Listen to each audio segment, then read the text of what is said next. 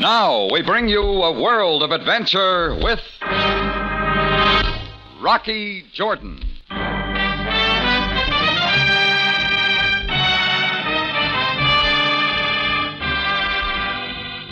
On a narrow street, not far off Cairo's native quarter, stands the Cafe Tambourine, run by Rocky Jordan. The Cafe Tambourine, crowded with forgotten men, alive with the babble of many languages. For this is Cairo, where modern adventure and intrigue unfold against a backdrop of antiquity. Tonight's Rocky Jordan story, The Man from Damascus.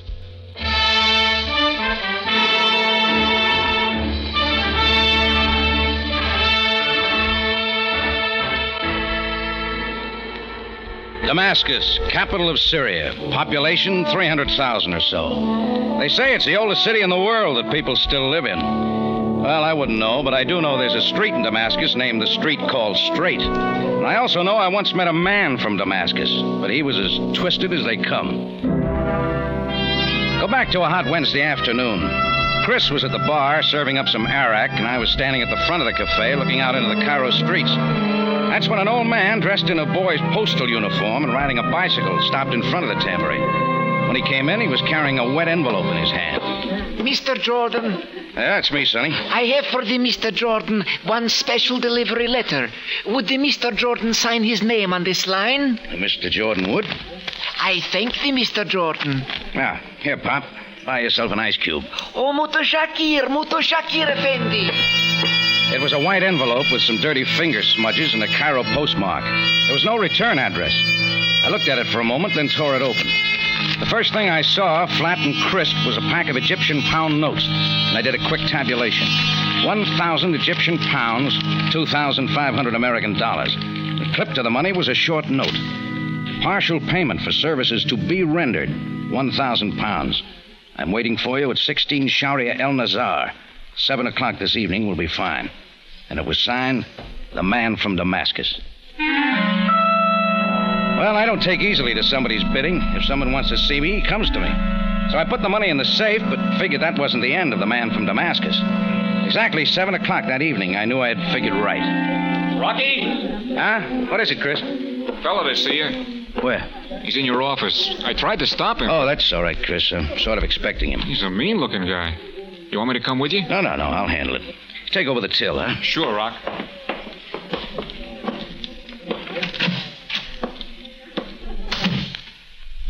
Hello, Jordan. Make yourself at home. Yeah, that's what I'm doing. It's for the good booze. It's too rich for your taste, buddy. Put it down. All right. You know, funny, figured you different. Everybody in town says you are a right guy. Maybe you've been talking to the wrong people. What do you want? You. You have been talking to the wrong people. I'm not for sale. That 1,000 pounds is just a start, pal. There's more where that came from. Yeah, there always is. Now, come on, big shot, button up your shirt. 7 o'clock, you got appointment. I can't make it. That's a mistake. Your money's in the safe. You can have it back. But that is not my instructions. Oh, so you're just a leg man. Something like that. You and me are working for the same man. All right, buddy, you're through talking. There's the door. Get away from that door, Jordan, or I'll pin you to the wall. 7-inch blade, Jordan.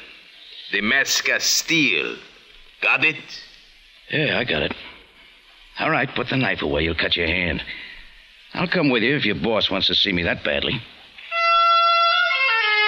I wasn't going to argue with a 7-inch double-edged blade, especially the way that monkey was waving it in the air. Well, we left the tambourine, climbed into his car, and drove through the Cairo streets, out one of the city gates, and ended up in front of a place called the House of Sand. Should have been called the Pile of Scrap, because that's what it looked like. But the knife man said it was a hotel. 2 minutes later, my pal knocked on the door of room 12. Who is there? Jordan. He's come for the rest of the dough. You're taking a lot for granted, Buster. Quiet. All right. You may let him come in. Go on in, Jordan. Meet your new boss. I walked inside. My pal with a knife shut the door behind me and stayed outside. Then I saw him, the man from Damascus. He was tall and big, but I couldn't tell what he looked like. His whole face was wrapped in bandages. He reminded me of those pictures I once saw of the Invisible Man. Hello, Mr. Jordan. Nice of you to come. Sit down. Oh, I'll take it standing. Well, it is good to meet again. Is it not, Mr. Jordan? Again? You do not remember? But you should. Damascus, 1939. Well, maybe it is my new appearance. I had a face then. What have you got now? Let us talk about Damascus. All right. You wish a drink? No, thanks. I just gave it up. Mr. Jordan, you wronged me in Damascus. I did? Yes, you wronged me most severely. So severely that I've never forgotten. And I said to myself that someday I would come for you. Well, I am here. Well, welcome to Cairo. Jordan, I am not just talking for pleasure. Hey, you sure you got the right guy? And do not try to tell me you do not remember. You're the right man and you know it. Well, you are fortunate, Mr. Jordan. How does that figure? I'm going to give you a chance to erase our difference and make a little money besides. You see, there is someone in Cairo that I want even more than you. So how do I figure? You are going to bring him to me. His name is Alex Zarko. Zarko? Huh? It's a pretty big order. I know, but I think you can do it. The police have had a dragnet out for 2 weeks trying to track him down. And I want to get him before they do. I think you can bring him to me. You know Cairo better than any man I know of. You know where a man like Zarko would hide and how to get to him. Sorry, friend, you got the wrong guy. Jordan, listen to me. I would find him myself if I could. I just do not know Cairo. And I cannot go wandering around like this. I'm giving you a chance to square a dirty deal and make a little money on the side. I will double that £1,000 and call off our little difference. What do you got against Zarko? He took something from me. What? My face.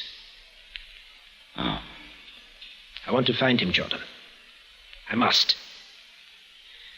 You do not know what it is to feel that you can never walk the streets again without a covering on the thing you once called a face.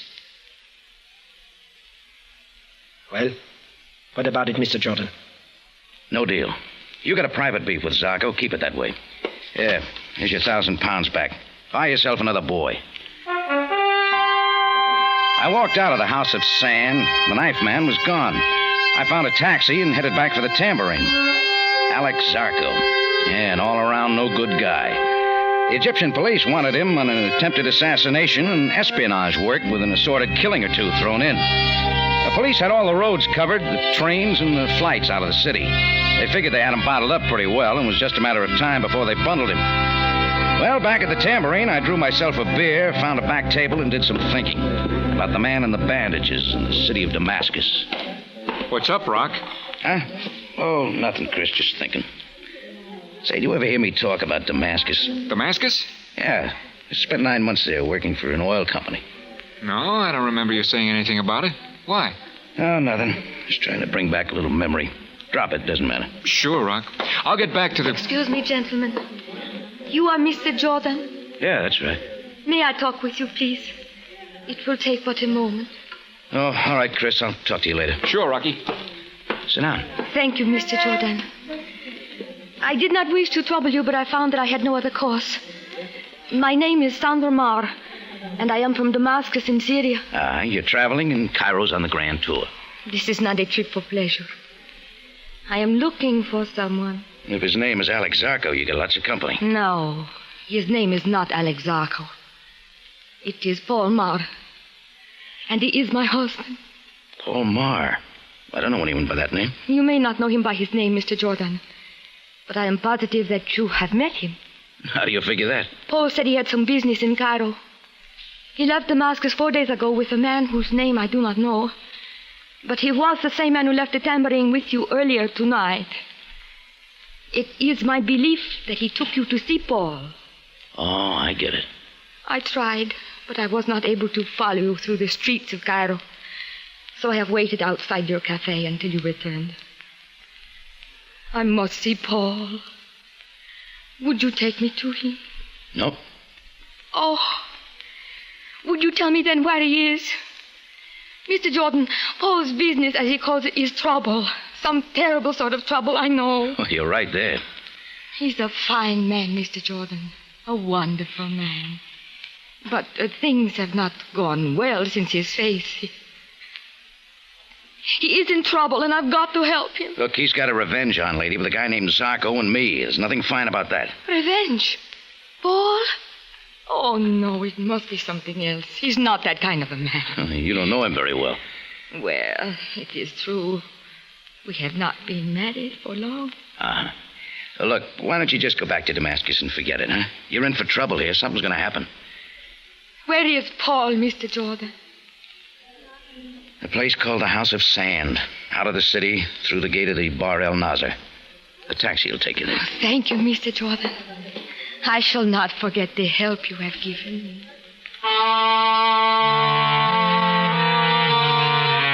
She walked out of the tambourine, and I hoped that that'd be the last I'd see of her and the man from Damascus and Alex Zarko. How vain can your hopes be sometimes?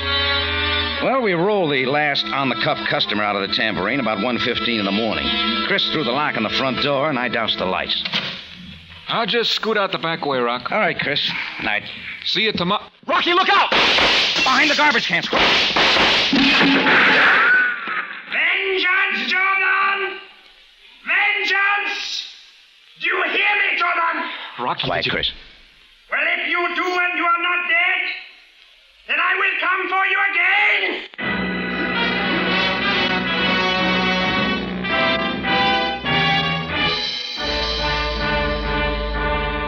You're listening to The Man from Damascus, tonight's adventure with Rocky Jordan.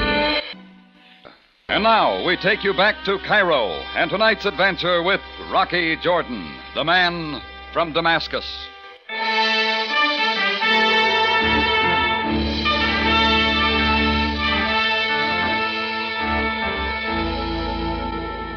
Well, after the man from Damascus threw those slugs at me, I took out after him, chasing him through the darkened streets. But it's easy to lose someone in the winding Cairo streets, and that's just what I did. I got back to the Cafe Tambourine about 45 minutes later, and Chris wasn't there alone. Captain Sam Sabaya, Cairo police, was there, too, waiting for me. Well, Jordan, so you've returned. Oh, hi, Sam. What brings you here this time of night? I phoned him, Rock. I told him. I thought you... All right, Chris.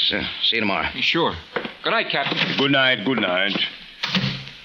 Well, Jordan, I am waiting. Huh? Waiting for what, Sam? For you to tell me what this is all about.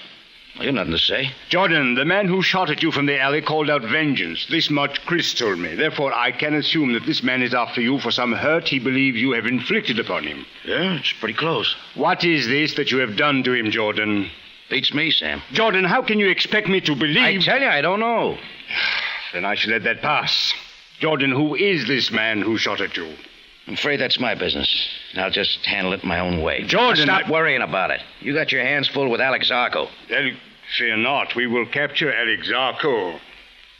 Tell me, has Zarko something to do with this shooting? If you mean, did he throw those slugs at me? No. I meant exactly what I said. Does Zarko have anything to do with the shooting? Maybe.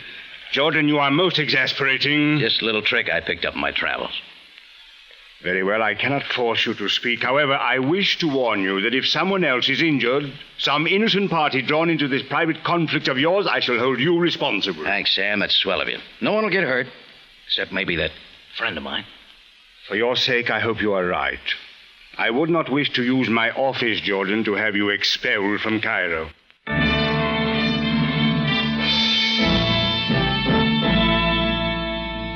I started out bright and early the next morning to see if I could find the man from Damascus. Stop number 1 was the House of Sand, room 12. I pounded on the door.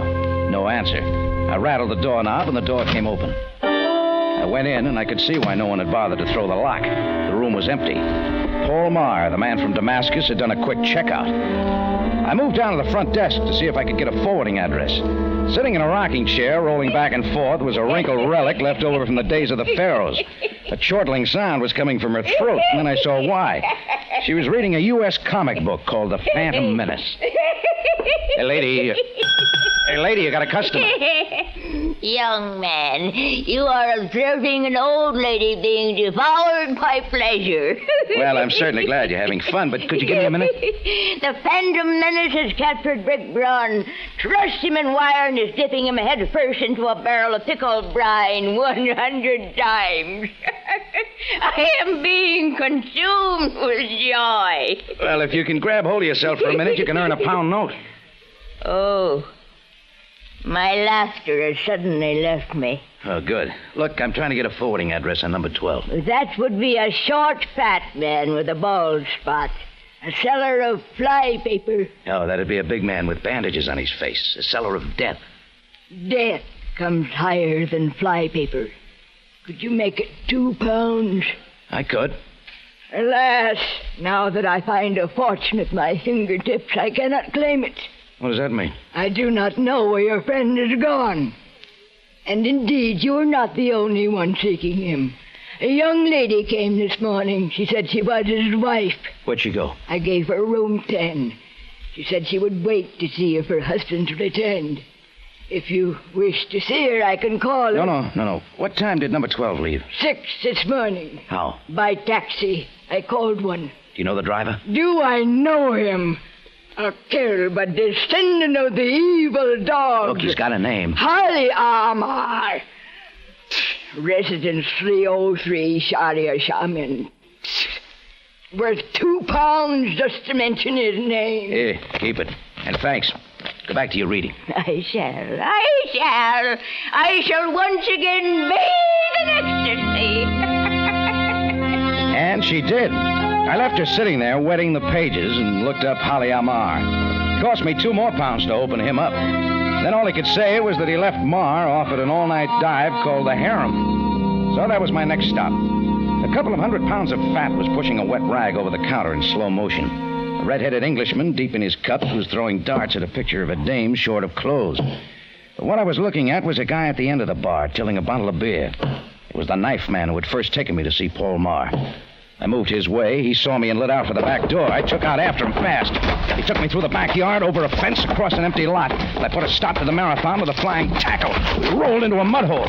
He reached for his knife, but I need him, and the fight started to go out of him. All right. Where is he? Who? Come on, you know who. That Damascus friend of yours, Paul Mar. How do you know his name? It doesn't matter. What I want now is his address. Do not worry, Jordan. He will come to you. Yeah, well, I can't wait. Now give.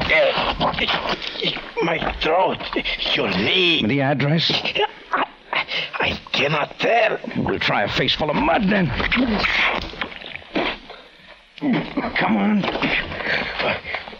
All right. I tell. 1042 Sharia Fakar.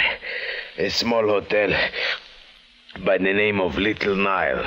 Okay. I'm going to put you on ice at the tambourine. Chris will take care of you till I have a chance to talk to your boss alone.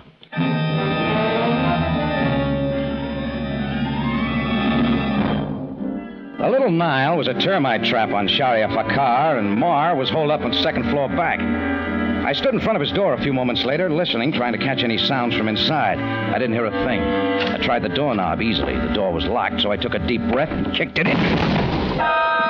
First thing I saw in the darkened room was the figure sitting in a chair across the room facing the door. The second thing I saw were the bandages around his face, so I knew it was Paul Mar.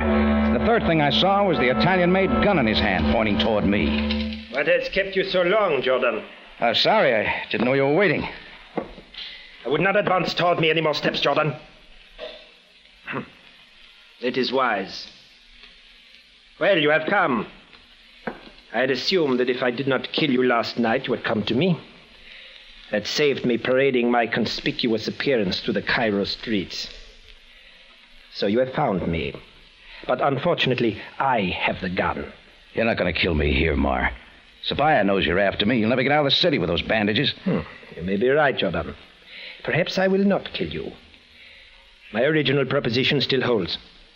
Bring Alexaco to me, and our little difference shall be forgotten. Oh, I've forgotten it already. Jordan, I want Zarko. I want him more than I want you or anything else. Bring him to me. Sandra's in town. Sandra? Your wife. She's in Cairo looking for you. She's at the House of Sand right now, waiting for you to come back. No. I saw her. She came to me to ask about you. You know, she thinks a lot of you. She doesn't believe you're the kind of a guy who could kill me or Zarko, regardless of what he did to your face. Stop it, Jordan. Do not unnerve me. And do not attempt to change the subject. I want Zarko even more than you. I will let you go if you will help me. Here. I shall show you my good faith by throwing my gun into the corner. That was a mistake, Mar. You know I can't help you. I told you once already, and it still goes. I'm not butting into any private feud. But I am, Jordan. Well, you get around, don't you? I knew you well enough, Jordan, to realize that you would not allow someone to shoot at you and then forget it.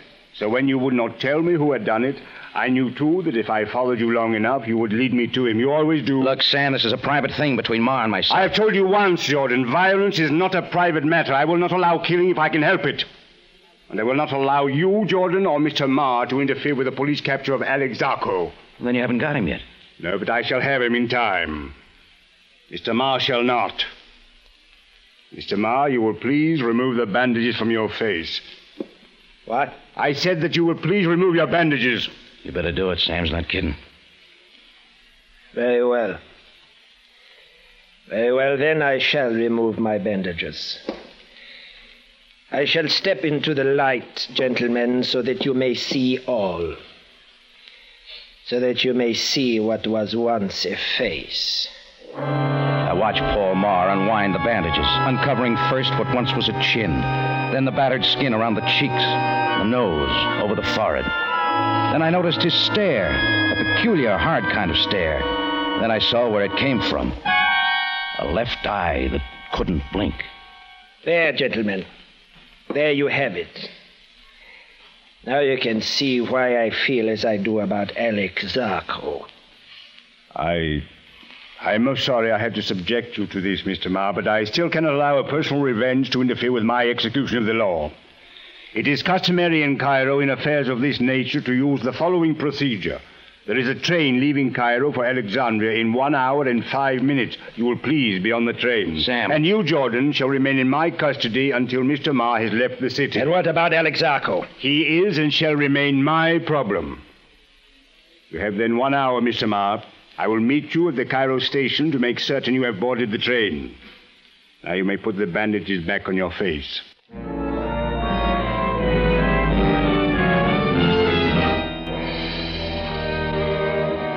Well, Sam and I left Paul Marr at the hotel and headed for police headquarters. We didn't talk much about Paul. There wasn't anything to say. I was still trying to figure out in my mind what I could possibly have done to him in Damascus, but nothing came. And seeing him, or what was left of him, stirred no memory. At headquarters, Sam had a few things to do, and so did I. I put in a call to the House of Sand and asked for Sandra Marr.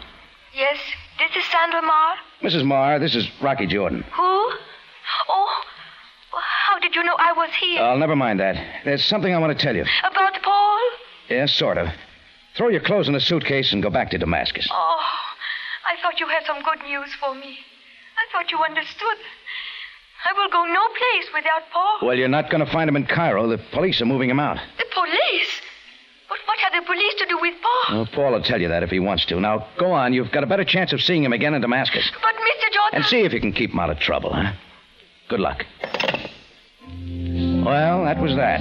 All that remained was to see Paul Marr climb on the train for Alexandria and hope he could straighten himself out. Hope, too, that he and his wife Sandra would get together.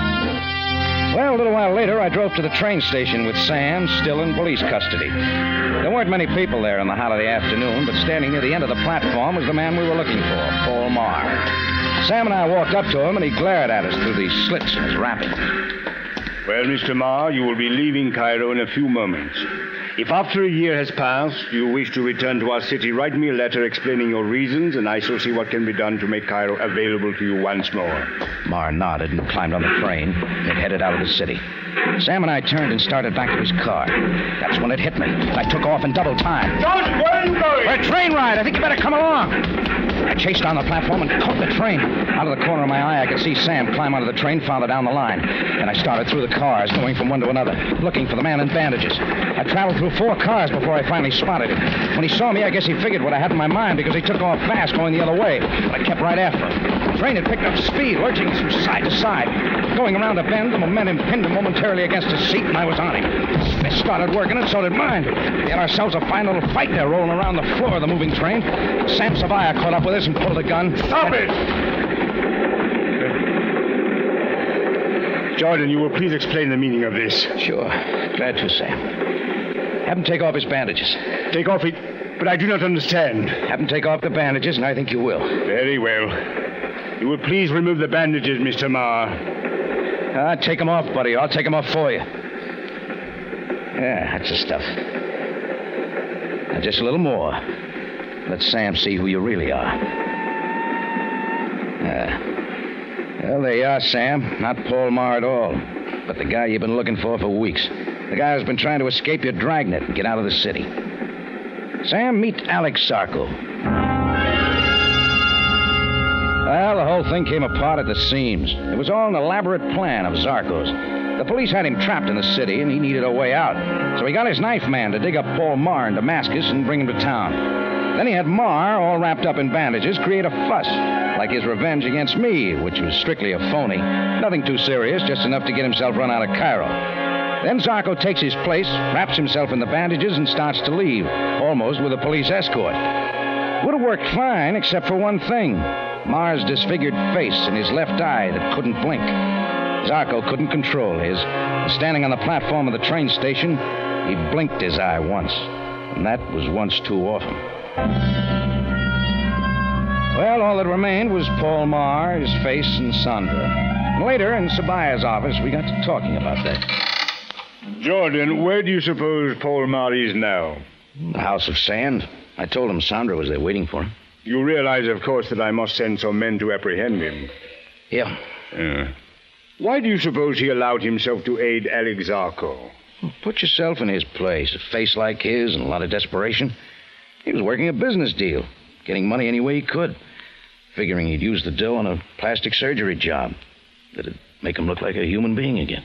Yes, quite so. You understand Marr will have a jail sentence to serve for aiding a criminal.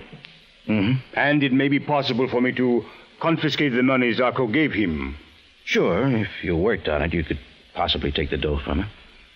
That is, if you don't forget that he's got it. Jordan, are you suggesting that I deliberately allow myself to forget that a financial arrangement existed between Marr and Zarko? Could be, Sam. Jordan, I have always suspected you are an unscrupulous man. Sure I am. Remember the time I tried to sell that Monte Carlo swindler a half interest in the tombs of Memlus? Remember? No, I guess I have forgotten. Well, perhaps I'm getting old. My memory is not what it used to be. Thanks, Sam. See you soon.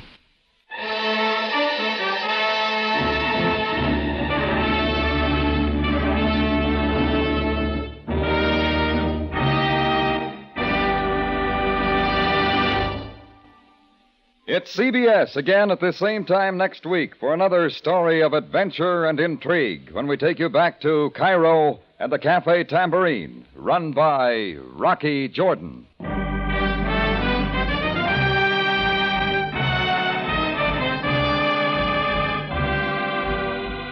Rocky Jordan, starring Jack Moyles in the title role with Jay Novello as Sam Sabaya, is produced and directed by Cliff Howell, with original music composed and conducted by Richard Durant.